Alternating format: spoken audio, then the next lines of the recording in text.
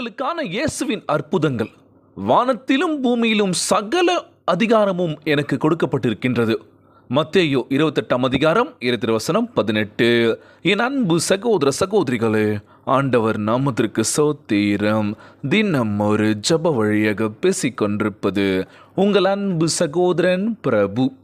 எப்படிங்க இருக்கீங்க? உங்கள் மேல் மனதுருக்கத்தால் அப்படி சொல்கின்றார். இயேசு திரளான மக்களை கண்டபோது மனதுருகினார் என்று வேதாகமம் கூறுகின்றது. மத்தேயு 9 அதிகாரம் 35-37 வச்சு பாருங்களேன். ஆண்டவராகிய இயேசு கிறிஸ்து அற்புதங்களை செய்ய வல்லவராக இருக்கின்றார்.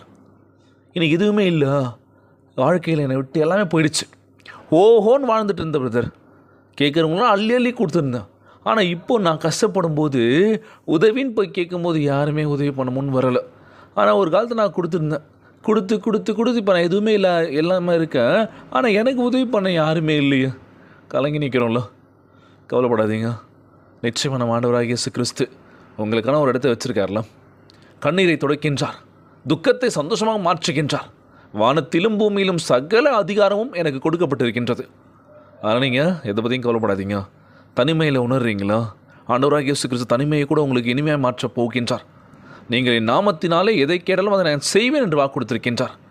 கலங்காதீங்க, சோர்ந்து போகாதீங்க, உற்சாகமாக இருங்க, ஜெபியுங்கள். ஜெபம் தாங்க நம்ம வாழ வைக்கும். ஒவ்வொரு நாளுமே சரி, ஆண்டவரே என் வாழ்க்கை நிலைமை மாற்றுங்கப்பா, இன்றைக்கி நான் இன்டர்வியூ போக போகிறேன், இந்த வேலை எனக்கு பிடிச்சிருக்கு, என்னை கிடைக்கணும் ஆண்டவர். ஜெபம் பண்ணிட்டு போய் பாருங்களேன், கண்டிப்பாக செலக்ட் ஆவீங்க. உங்களுக்கு பிடிச்ச வேலை கண்டிப்பாக கிடைக்கும். இல்லை பிரதர், ஜெபிச்சா மட்டும் கிடைச்சிருமா? கிடைக்குங்க. ஜெபிச்சா மட்டும் கிடைக்காதுன்னு மட்டும் நீங்கள் நினச்சிங்கன்னா கிடைக்காது தான். ஜெபிச்சா கிடைக்கணும் நம்பிக்கை இருக்குல்ல, அதுக்காக உங்களுக்கு ஆயத்தப்படுத்தணும்ல. நேராக இப்போ இன்டர்வியூவில் அவங்க கேட்குற கேள்வி ஒன்றுமே தெரியாமல் உட்காண்டிங்கன்னா வெளியே அனுப்பிச்சிருவாங்க. அதுக்கான தயாரிப்பு இருக்கணும்ல, உங்களை நீங்கள் தயார்படுத்தணும். ஓகே, இந்தந்த கேள்விலாம் இன்டர்வியூஸில் கேட்பாங்கப்பா, இதுக்கு நான் ப்ரிப்பேர் பண்ணணும், நல்லா தெரிஞ்சுக்கணும், ஜெனரல் நாலேஜ் தெரிஞ்சுக்கணும், இந்த விஷயங்கள் தெரிஞ்சுக்கணும். கேட்கும்போது சும்மா டக்குன்னு சொன்னீங்கன்னா என்ன ஆகும்? அவங்களுக்குள்ள ரொம்ப பிடிச்சிரும். அடட, பையன் ரொம்ப ஷார்ப்பாக இருக்கான், இந்த பொண்ணு ரொம்ப ஷார்ப்பாக இருக்காங்க, நம்ம கம்பெனிக்கு தேவை அப்படின்னு சொல்லி என்ன பண்ணுவாங்க, அவங்களே எடுத்துப்பாங்க. எதுவுமே தெரியாமல் போய் நம்ம அட்டன் பண்ணோம் அப்படின்னா ஃபெயிலாக தான் ஆகிடுவோம். ஸோ படிச்சுட்டு போய் பரிசுதுன்னா நம்ம சென்டம் கூட வாங்கலாம். ஸோ இன்றைய நாள் நம்ம ஆண்டவராகிய இயேசு கிறிஸ்து, நீங்கள் எதை பற்றி யோசிக்காதீங்க, பார்த்துக்கலாம். இயேசு இந்த உலகில் இருந்தபோது என்ன அற்புதங்களை செய்தார்?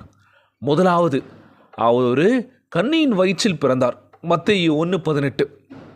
அவரால் ஒரு கன்னியின் வயிற்றில் பிறக்க முடியுமானால் உங்களுக்காக ஒன்றும் இல்லாமல் இருந்து எல்லாவற்றையும் உருவாக்க முடியாதா? அவர் உங்கள் வீட்டை ஆசீர்வதிப்பார், உங்கள் படிப்பை, பொருளாதாரத்தை, இல்லறத்தை, எதிர்காலத்தை ஆசீர்வதிப்பார். ஒன்றுமே இல்லாமல் இருந்து எல்லாவற்றையும் உங்களுக்காக உண்டாக்குகின்றார். அதுவே அவருடைய வல்லமையாகும். ரோமர் 4 அதிகாரம் 17 சொல்லக்கூடிய அழகான வார்த்தைங்க.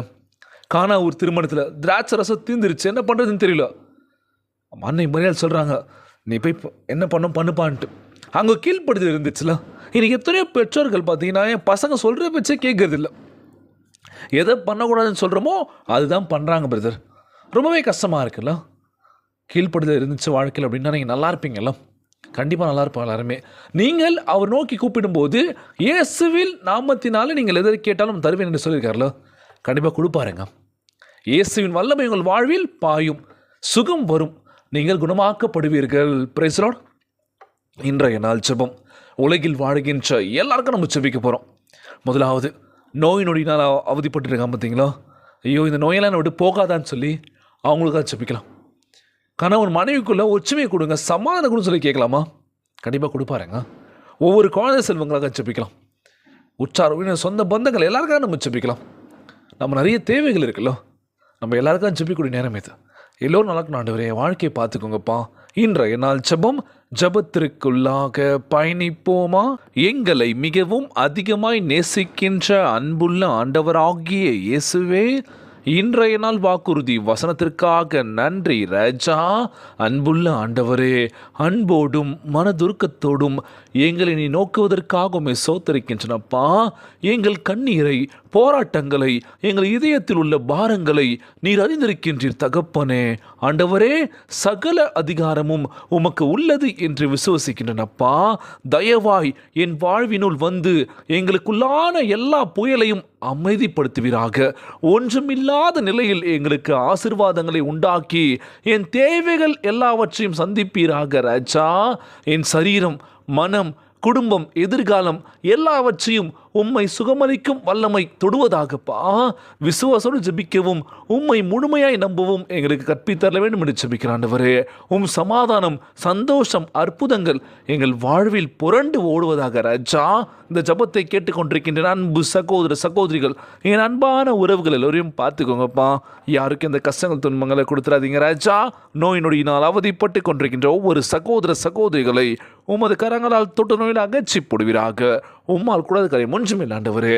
எல்லோரையும் ஒற்றுமையாக சமாதானமாக இருக்க வேண்டும் என்று இன்றைய நாள் ஜெபம் இயேசுவின் விலையேற பெற்ற நாமத்தினாலே ஜெபிக்கின்றேன் நல்ல பிதாவே. ஆமேன், ஆமேன். இயேசுவுக்கே புகழ், இயேசுவுக்கே நன்றி. மரியே வாழ்க. God bless you all.